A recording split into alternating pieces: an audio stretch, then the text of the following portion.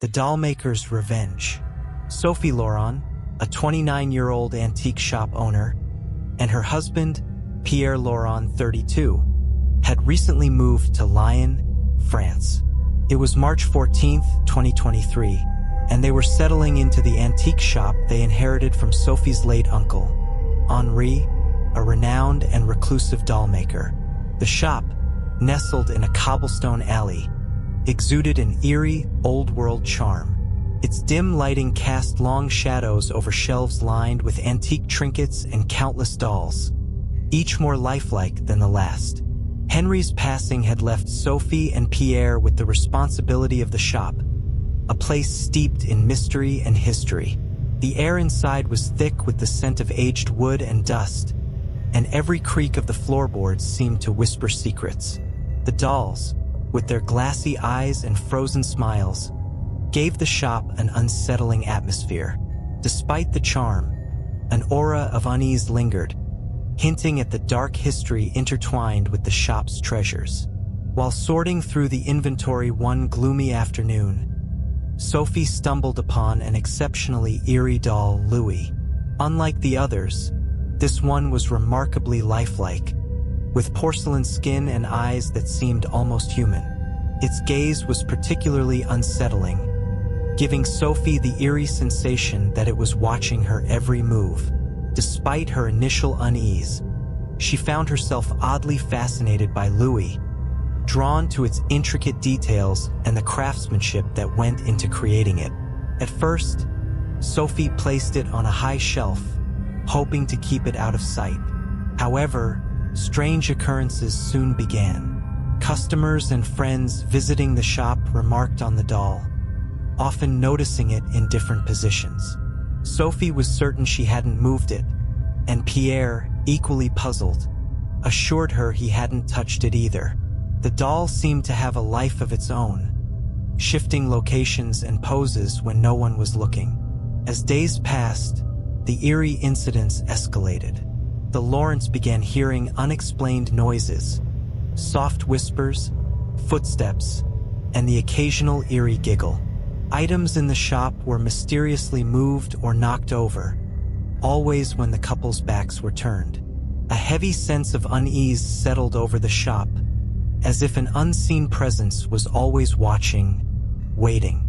Despite their best efforts to rationalize the occurrences, Sophie and Pierre couldn't shake the feeling that the doll was at the center of it all, its lifelike eyes following their every move with a sinister intent. While cleaning out a dusty corner of the shop, Sophie stumbled upon a leather-bound diary hidden behind an old cabinet. The diary belonged to her late uncle Henri, and as she began to read, a chilling narrative unfolded. Henri's meticulous entries detailed Louis's dark past, recounting the harrowing experiences of its previous owners. Each entry spoke of tragic deaths and traumatic incidents, painting a grim picture of the doll's history. One owner had fallen down the stairs under mysterious circumstances, another had perished in a house fire, and a third had vanished without a trace, leaving behind only the doll. With each page, Sophie's unease grew. The diary revealed that Louis was more than just a lifeless object. It seemed to seek out and feed on pain and suffering. The eerie experiences Sophie and Pierre had been enduring were not mere coincidences. The doll was targeting them, just as it had done with its previous owners. As days turned into weeks, the strange accidents in the shop began to escalate in severity. Shelves collapsed without warning, narrowly missing Sophie and Pierre. A heavy chandelier crashed to the floor, shattering glass and scattering debris. One night, Sophie woke to the sound of a sinister giggle, only to find the doll perched ominously at the foot of their bed. The couple's fear grew palpable, and sleep became a distant memory. They realized with mounting horror that they were not dealing with mere superstition but with a malevolent force determined to make them its next victims. Desperation set in as Sophie and Pierre realized the Louis' malevolent intent. They tried everything to rid themselves of it. First, they attempted to sell the doll, but it mysteriously reappeared in the shop the next day. Next, they tried burning it in a bonfire, only to find it sitting untouched among the ashes. Burying it deep in the woods yielded the same result. The doll was back in its usual spot the following morning. In their growing panic, the Lawrence sought help from a local historian and paranormal expert. The expert, though intrigued, could offer no solution. His research only confirmed what Sophie had read in the diary. The doll was cursed, and its presence brought inevitable doom to its owners. No ritual or exorcism seemed to weaken its hold. The final pages of Henry's diary laid bare the grim truth. Louis thrived on pain and would not rest until it had claimed its current owners. As the couple grappled with this revelation, the shop became a nightmarish landscape of relentless terror. The doll's movements became more overt, its sinister presence inescapable.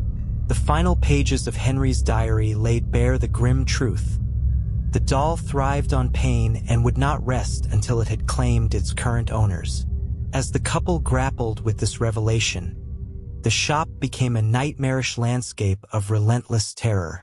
Louis's movements became more overt, its sinister presence inescapable.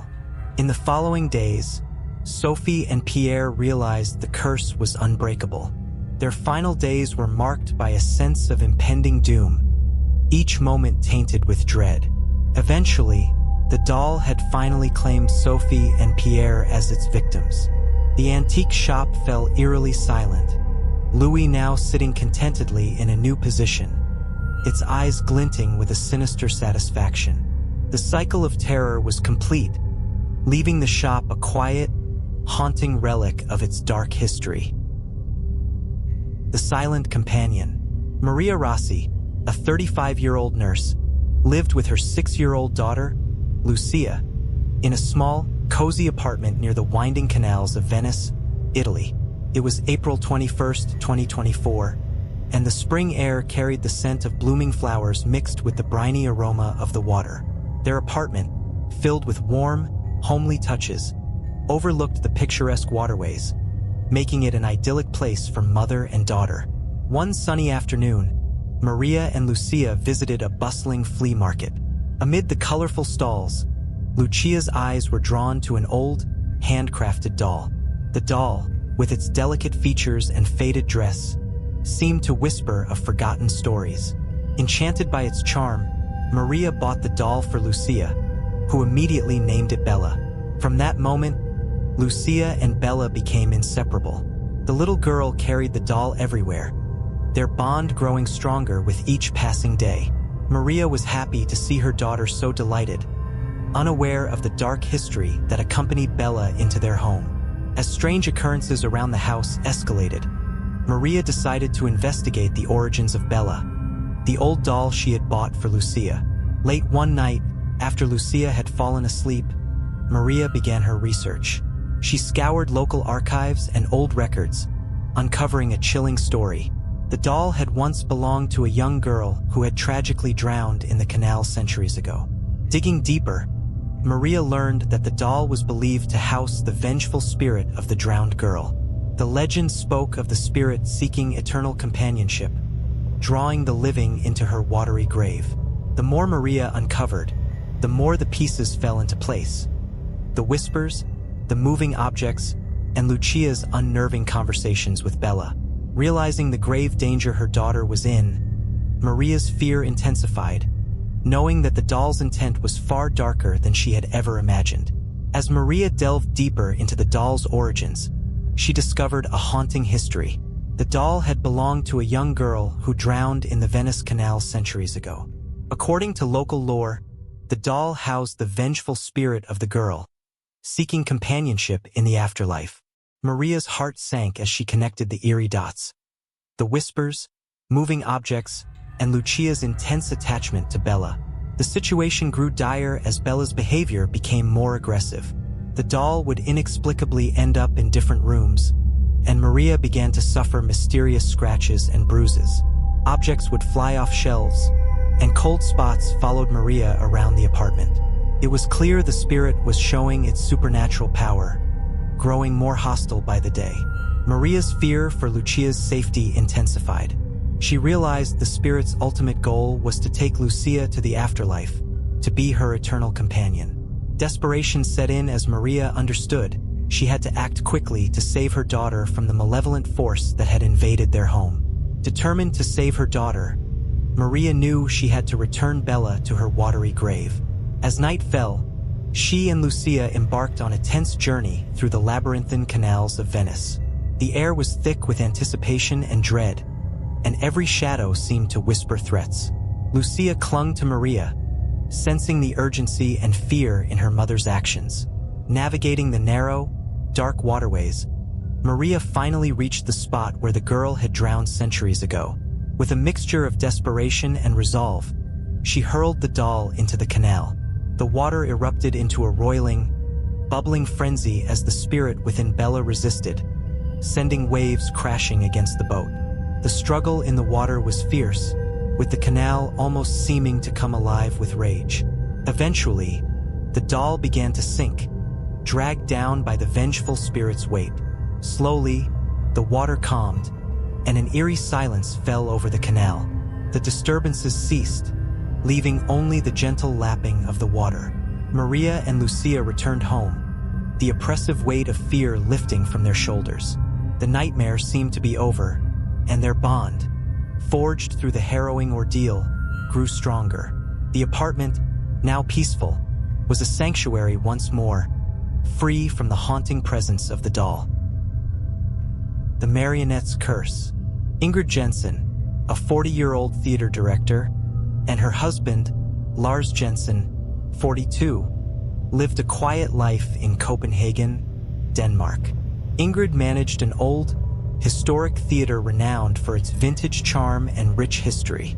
It was May 30th, 2024, and Ingrid was preparing for her next big production. The theater, with its ornate decorations and creaking wooden floors, held an air of faded grandeur. One afternoon, while exploring the theater's dusty attic in search of old props, Ingrid stumbled upon an intriguing find. Hidden beneath a dusty sheet lay an exquisitely detailed marionette. Its craftsmanship was stunning, with lifelike features and intricate clothing. The marionette, named Mork, immediately caught Ingrid's attention. However, despite its beauty, Mork exuded an unsettling aura that sent shivers down Ingrid's spine. Excited by her discovery, Ingrid showed the marionette to Lars. He felt an immediate sense of unease and urged Ingrid to leave it alone. Lars couldn't shake the feeling that something was off about Mork. Despite his reservations, Ingrid was captivated by the artistry of the marionette and decided it would be a perfect addition to her upcoming play. She believed Mork would bring a unique and authentic touch to the production, unaware of the dark history and malevolent force she was about to unleash. As rehearsals for the upcoming play began, the atmosphere in the theater grew tense. Initially, the odd occurrences were minor. Props inexplicably falling, lights flickering at random, and cast members feeling an eerie presence watching them. Despite the unsettling incidents, Ingrid dismissed them as mere coincidences, attributing them to the theater's age and the nervous energy of the cast.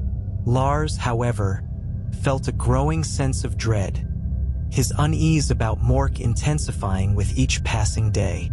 As rehearsals progressed, the strange occurrences escalated.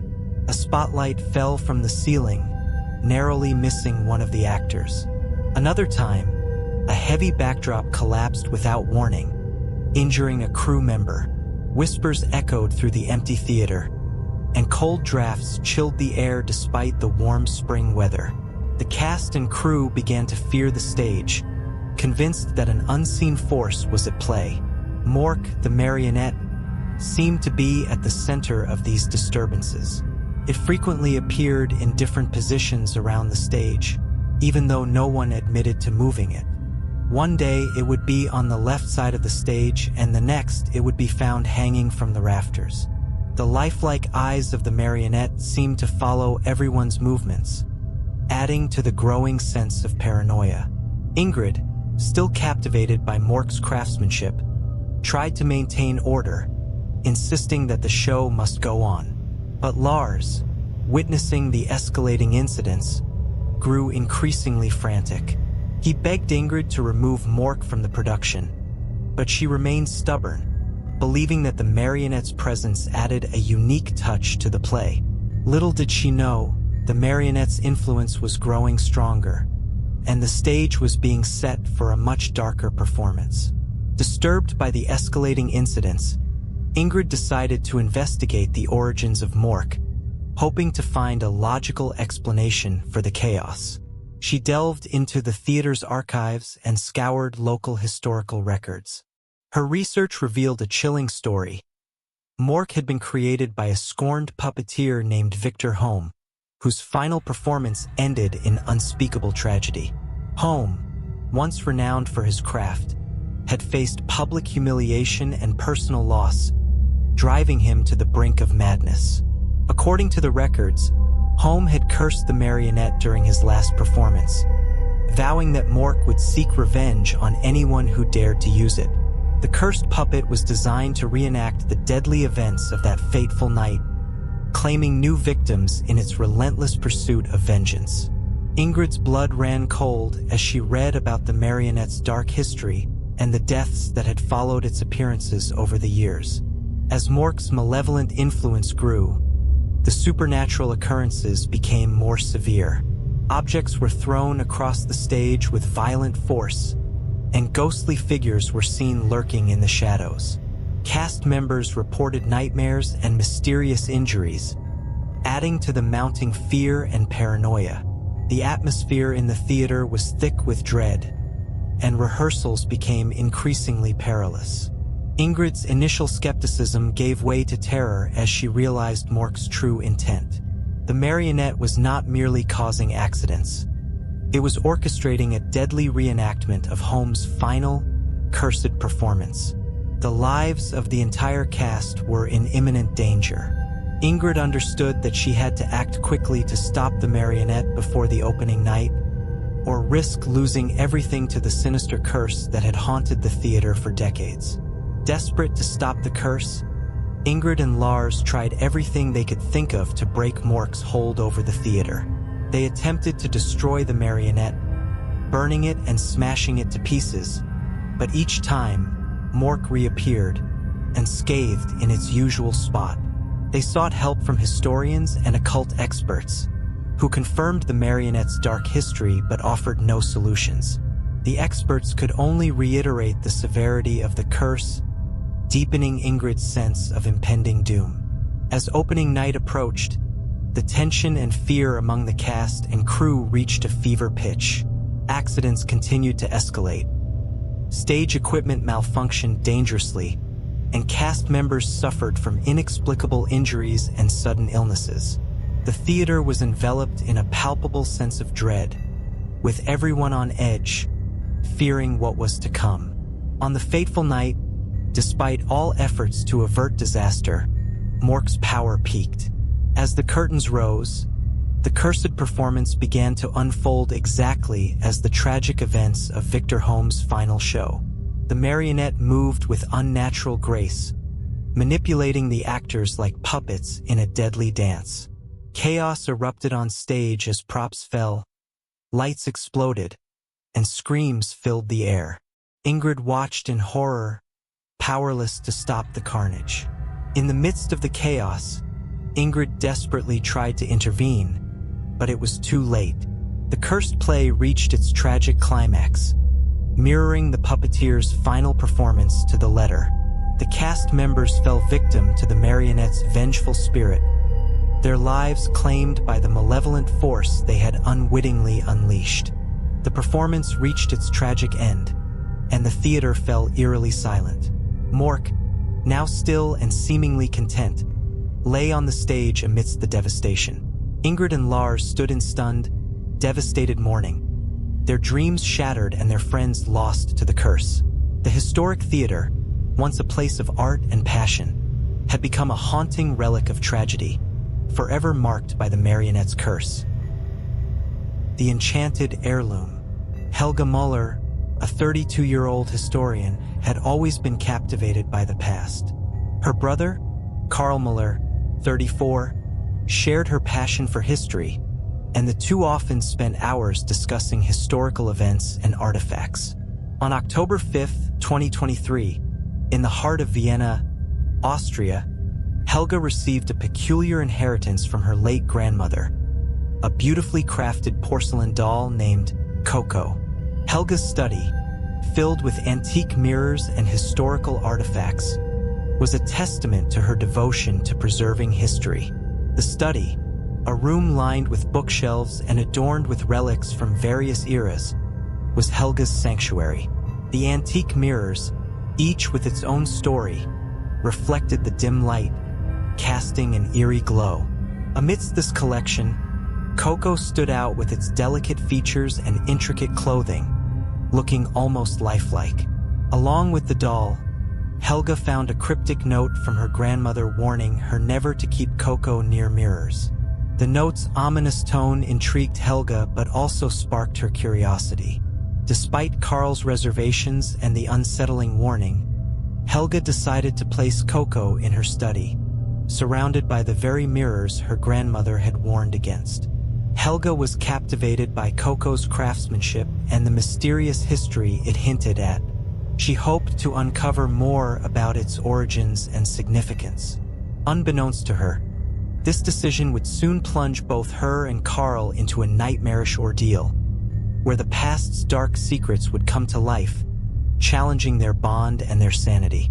Soon after placing Coco in her study, Helga and Carl began to notice strange occurrences that disrupted the tranquility of their home. It started with small, unsettling incidents.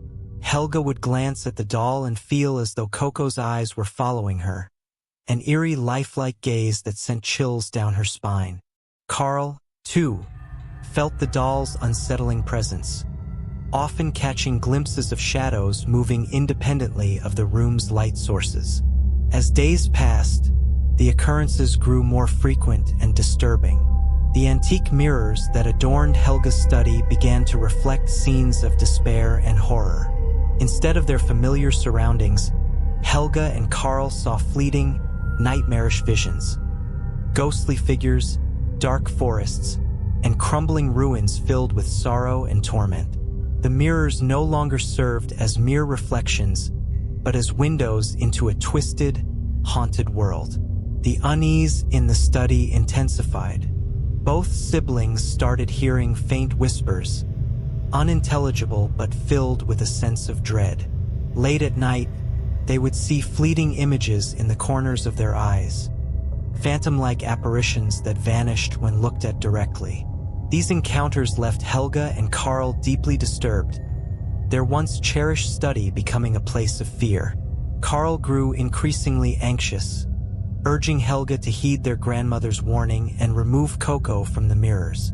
Helga, though equally terrified, was reluctant to part with the doll, still intrigued by its mysterious history. Despite their fear, curiosity kept them from acting immediately, hoping to uncover more about Coco's origins. The disturbing reflections and nightmarish visions persisted, growing more vivid and terrifying. Helga and Carl's nights were filled with restless sleep, haunted by dreams that mirrored the horrors seen in the mirrors. The whispers grew louder, the fleeting images more frequent, creating an oppressive atmosphere that weighed heavily on their minds. As the situation worsened, the siblings could no longer ignore the ominous presence of Coco. The doll, once an intriguing heirloom, had become a source of dread, its eyes seeming to gleam with a malevolent intent. Helga and Carl realized they were dealing with something far more sinister than they had initially imagined, and the need to uncover the truth about Coco became an urgent, desperate quest. Driven by the increasingly disturbing events, Helga and Carl decided to investigate the origins of the porcelain doll that had turned their lives upside down. They began their research with the few clues left by their grandmother and delved into old family records, historical texts, and local legends. Their search led them to a dark chapter in their family history involving a witch named Margaretha, who was known for her malevolent enchantments. Margaretha had lived centuries ago and was infamous for using dark magic to trap the souls of her enemies in objects, condemning them to eternal torment. Coco, they discovered, was one of her most sinister creations.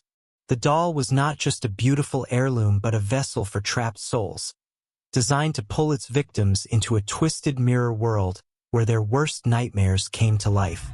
This revelation explained the nightmarish visions and eerie reflections that had plagued Helga and Carl since Coco's arrival. As they unraveled Coco's dark history, the doll's power seemed to intensify. The nightmarish visions in the mirrors became more frequent and vivid, often spilling into their waking hours.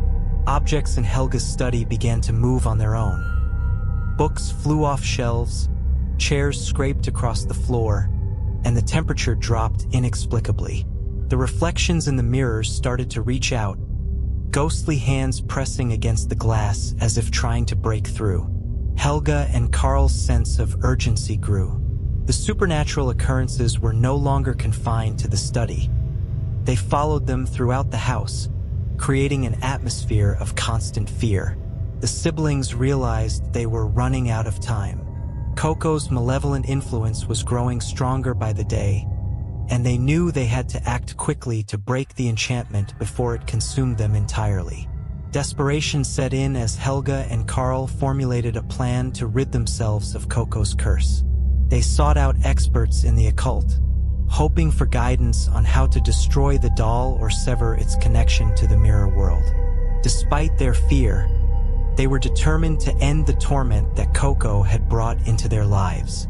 The more they learned, the more they understood the gravity of their situation. Coco's enchantment was powerful, and breaking it would not be easy. Every moment spent researching was a race against time. As the doll's grip on their reality tightened, Helga and Carl steeled themselves for the battle ahead, knowing that failure was not an option if they wanted to save their souls from the twisted fate that awaited them in the mirror world. Desperation drove Helga and Carl to take drastic measures to break Coco's power. Realizing that the mirrors were the key to the doll's influence, they decided to destroy them. Armed with hammers and sheer determination, they began smashing the mirrors one by one. Each shatter brought a mix of fear and hope, but Coco's influence grew stronger with every mirror destroyed. The tension in the house was palpable. As Helga and Carl broke mirror after mirror, supernatural attacks intensified. Objects flew across the room with violent force. Ghostly whispers turned into piercing screams, and shadows writhed on the walls as if alive. The air grew colder, and the oppressive atmosphere weighed heavily on their spirits. Every step closer to the final mirror felt like wading through a nightmare. When they finally reached the last mirror, Coco's reflection loomed large and overwhelmingly powerful. The doll's malevolent energy pulsed through the room, making it hard to breathe.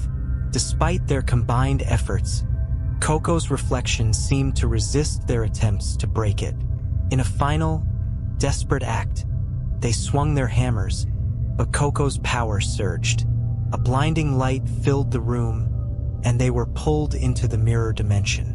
Inside the twisted mirror world, Helga and Carl found themselves facing their worst nightmares. The landscape was a grotesque distortion of their reality, filled with torment and despair. The study, now eerily silent, reflected a world devoid of its former occupants. The shattered mirrors lay in pieces, each fragment showing glimpses of Helga and Carl trapped in the horrifying dimension Coco had created. Their desperate attempt had failed, and the doll's curse claimed its next victims, leaving only an empty, haunted room behind.